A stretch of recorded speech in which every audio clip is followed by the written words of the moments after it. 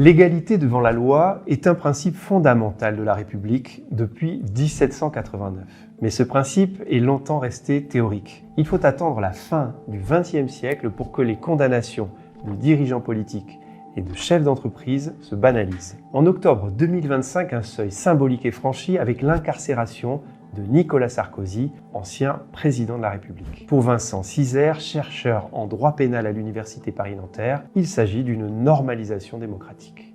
Alors c'est une normalisation dans le sens où on peut voir cela comme l'aboutissement d'un processus d'émancipation des juges, du pouvoir judiciaire, au service de l'égalité devant la loi, qui se traduit en l'espèce par le fait qu'on a appliqué à un ancien chef de l'État exactement les mêmes règles et les mêmes pratiques qu'à n'importe quel justiciable. Ce processus d'émancipation des juges commence à l'après-guerre. Le recrutement des magistrats par cooptation chez d'anciens avocats et des notables locaux prend fin avec la création d'un concours national.